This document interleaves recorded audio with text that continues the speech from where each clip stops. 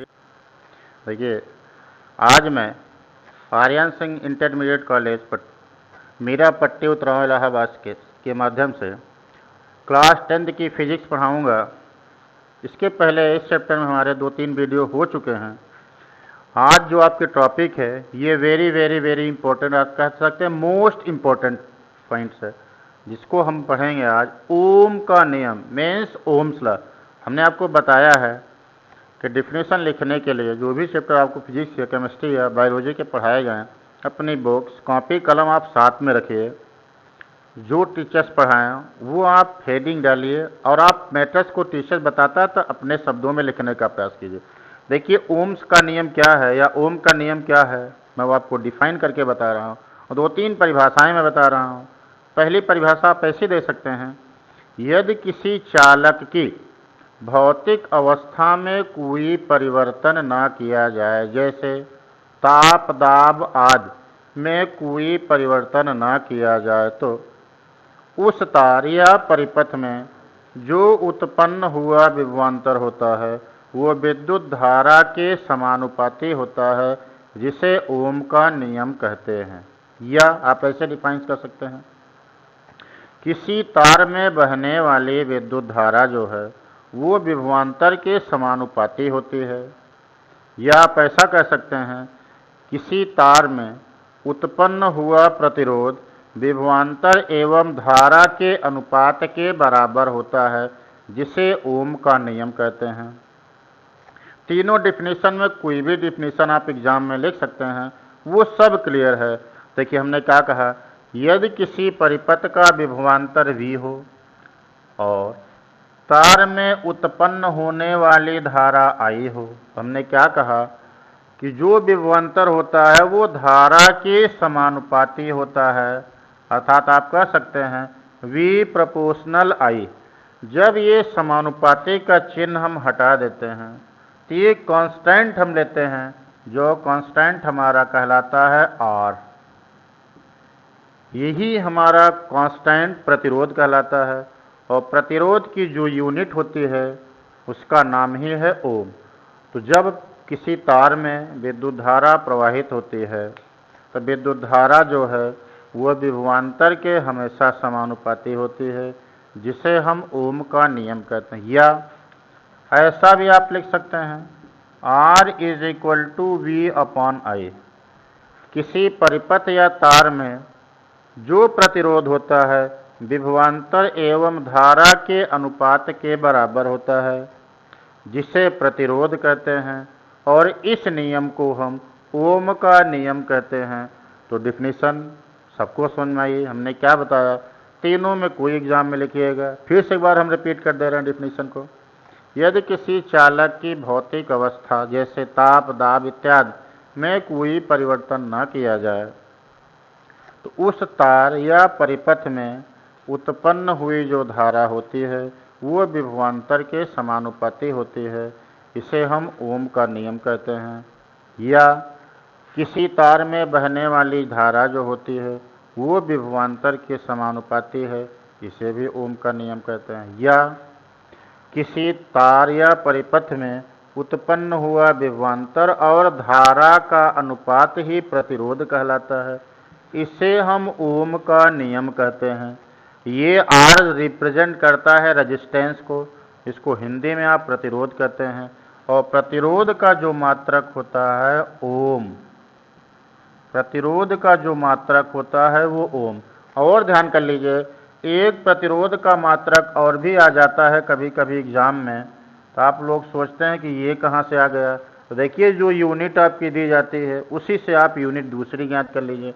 जैसे V क्या होता है यहाँ पर, विभवांतर, तो विभवांतर का जो मात्रक होता है वो वोल्ट होता है।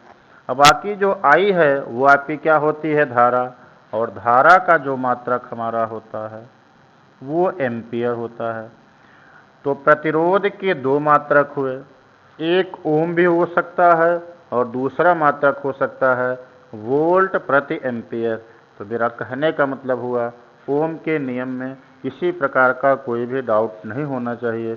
डिफिनीशन लिखने के बाद इस फॉर्मूले को ऐसे ज़रूर आप एग्ज़ाम में लिखिएगा, तब जाके 2 नंबर मिलता है। एग्ज़ाम में अगर ओम का नियम आए तो बच्चे सिंपल लिख देते हैं। इस फार्मूले को जब तक आप नहीं लिखेंगे तब तक 2 नंबर नहीं मिल जाते। अब देखिए, इसी पर प्रतिरोध किन किन बातों पर डिपेंड करता है या प्रतिरोध किन किन बातों पर निर्भर करता है, मैं उसकी चर्चा कर रहा हूँ।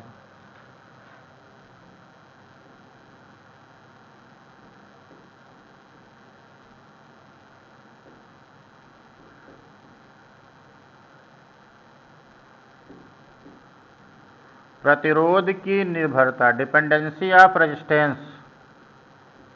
अब प्रतिरोध किस पर निर्भर करता है वो मैं आपको बता रहा हूँ। जैसे मान लेते हैं कि एक तार है आपके पास और इसकी जो लंबाई है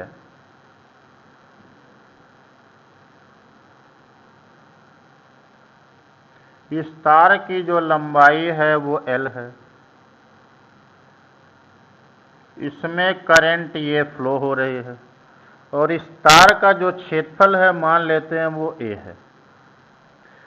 ध्यान कर लीजिए, जिस हिसाब से तार की लंबाई बढ़ेगी उस हिसाब से तार का प्रतिरोध भी बढ़ता जाएगा। इसका मतलब क्या हुआ कि किसी तार की जो लंबाई होती है वो प्रतिरोध के समानुपाती होती है। अगर हम इसका तार का प्रतिरोध R मान लें और लंबाई L मान लें, जो तार में बहने वाली धारा है I है और तार के अनुप्रस्थ काट का जो क्षेत्रफल है मीन्स मोटाई जो है उसको अगर हम A से व्यक्त करें, इसका मतलब ये हुआ कि जो तार का प्रतिरोध होता है वो तार की लंबाई के समानुपाती। इसका मतलब ये हुआ जिस तरह से तार की लंबाई बढ़ेगी उसी तरह से तार का प्रतिरोध भी बढ़ता जाएगा, या जिस तरह से तार की लंबाई घटेगी उस तरह से तार का प्रतिरोध भी घटता जाएगा। लेकिन अगर तार की मोटाई बढ़ी, ध्यान कीजिए, यदि तार की मोटाई बढ़ती है या उसके अनुप्रस्थ काट का क्षेत्रफल बढ़ता है तो आप ध्यान कर लीजिएगा तार का प्रतिरोध उसी रेशियो में घटता जाएगा। इसका मतलब है कि किसी भी तार का जो प्रतिरोध होता है तार के अनुप्रस्थ काट के क्षेत्रफल के व्युत्क्रमानुपाती होता है, मीन्स R प्रोपोर्शनल 1/A। अगर इसको इक्वेशन हम सेकेंड मान लें, समीकरण अगर 1 और 2 को हम एक दूसरे से कंबाइन कर दें या मिला दें, समीकरण 1 और 2 से,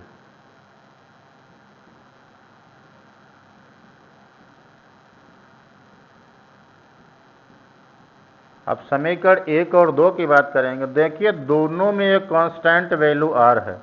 अगर दोनों को हम मिला देते हैं, L का मल्टीप्लाई 1 से करेंगे तो R प्रोपोर्शनल L/A हो जाएगा। अब यहाँ से अगर हम ये समानुपाती का चिन्ह हटा दें,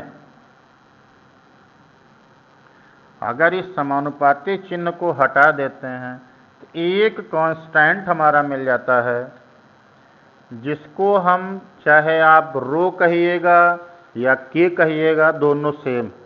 चलिए, जब इस कांस्टेंट को हटाते हैं तो एक यूनिट हम ले लेते हैं, एक कांस्टेंट हम के ले लेते हैं। R is equal to KL/A, जहाँ के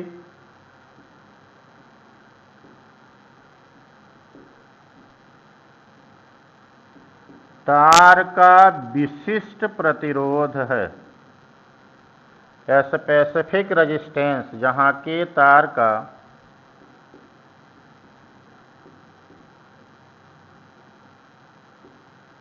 विशिष्ट प्रतिरोध है तथा इसका मात्रक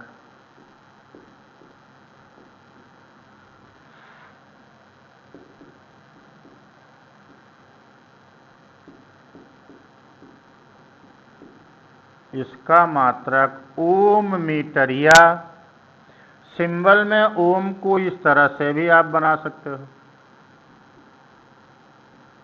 ओम मीटर होता है।